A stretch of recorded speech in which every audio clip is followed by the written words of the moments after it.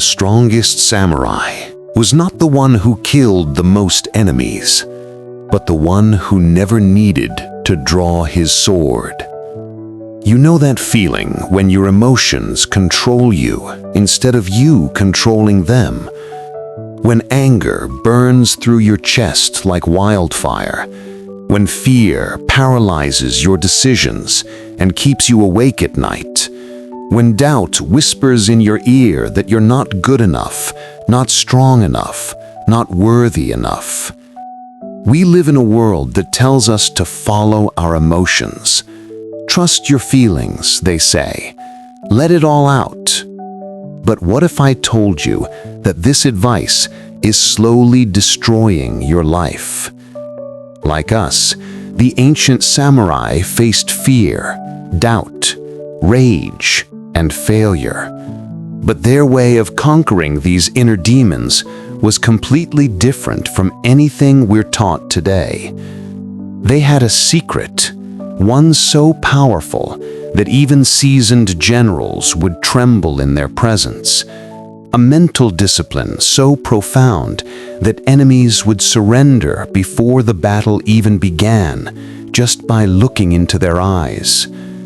But what was this mysterious power, and how can you master it in your own life?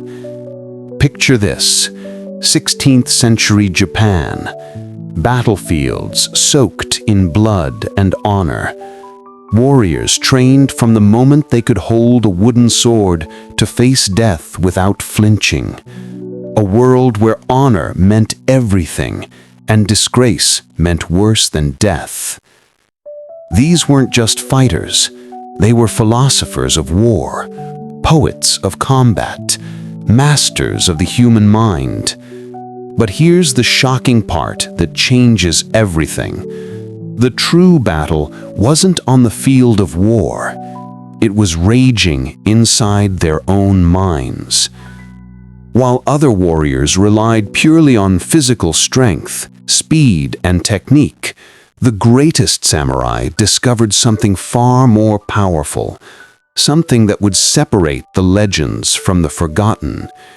They learned that their deadliest enemy wasn't the man standing across the battlefield with a raised sword, but the chaos, the storm, the uncontrolled fury within themselves.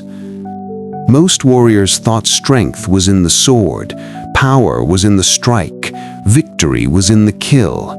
But the master knew that true strength was in silence, real power was in stillness, ultimate victory was in self-control. Think about your own life for a moment. How many times have your emotions made decisions for you? How many relationships have been destroyed by uncontrolled anger? How many opportunities have been lost to paralyzing fear? How many dreams have died because doubt convinced you to give up? The samurai understood something we've forgotten in our modern world. What if I told you that the samurai's deadliest weapon was not steel, but stillness? Not the katana, but calmness. Not aggression, but awareness. Let me tell you the story of Miyamoto Musashi, perhaps the greatest samurai who ever lived.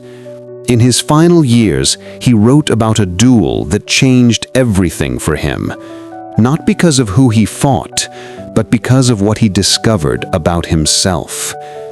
He was facing a skilled opponent, someone who had never lost a battle.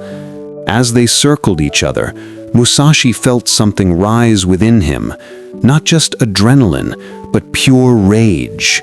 His enemy had insulted his honor, his family, his very existence. Every fiber of his being screamed for violence. His hand trembled on his sword, his heart pounded like war drums. But then something extraordinary happened. Instead of acting on that rage, he stopped. He breathed. He watched his anger like a scientist studying a specimen. And in that moment of observation, something shifted.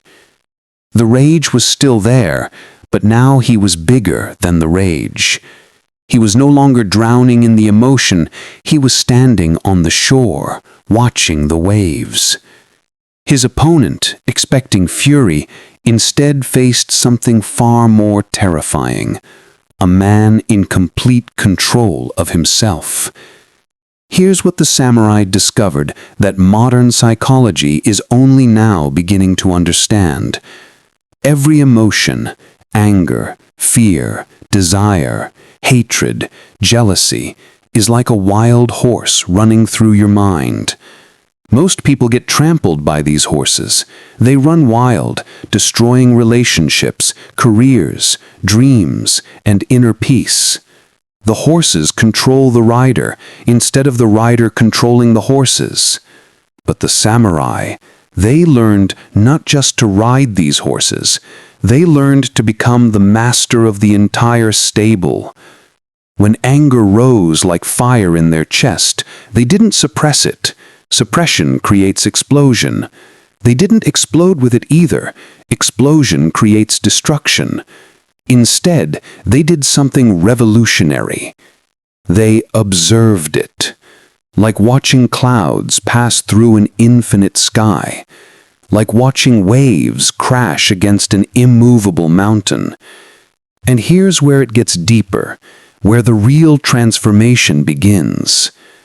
They realized a truth so profound it changed everything. You are not your emotions. You are the one watching your emotions. The anger is not you. You are the consciousness witnessing the anger arise and pass away. The fear is not you. You are the space in which fear appears and disappears like a shadow.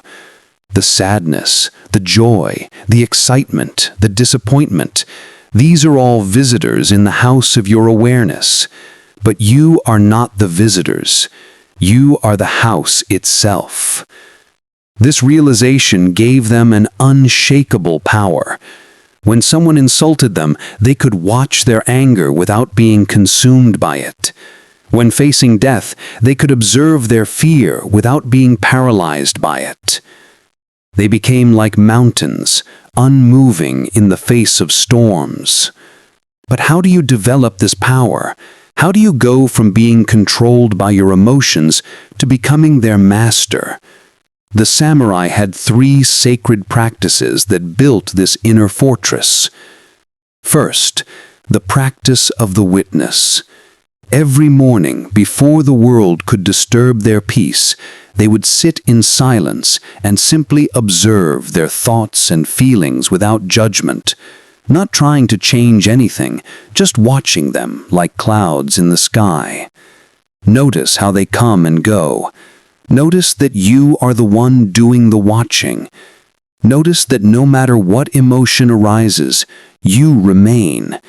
You are the constant in the equation of change. Then, throughout your day, practice the pause. When you feel triggered by a rude comment, a stressful situation, an unexpected challenge, create a gap. Take 3 deep breaths. Ask yourself, what would serve me best in this moment?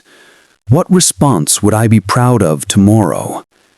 Finally, remember impermanence. Whatever you're feeling right now, whether pleasant or unpleasant, it will change. This too shall pass. But your ability to remain centered in the midst of change, that can become your permanent power. The ancient samurai had a saying, "The bamboo that bends in the storm survives, while the rigid oak breaks." Emotional mastery isn't about becoming hard and unfeeling.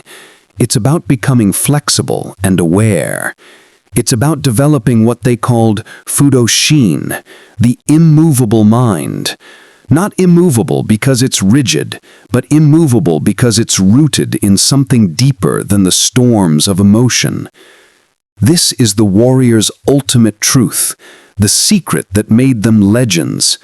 A true warrior wins twice, once against the world and once against himself. The external battles of life will come and go. Challenges will arise and be overcome. But the internal victory, the mastery of your own mind and emotions, that victory is eternal. That victory changes everything. It transforms how you show up in relationships, how you handle stress, how you pursue your dreams, how you face your fears. It transforms you from someone who happens to life into someone life happens through. The path of the emotional warrior is not easy. It requires courage to face your inner demons. It requires discipline to practice when you don't feel like it. It requires patience as you slowly build this inner strength. But every master was once a beginner.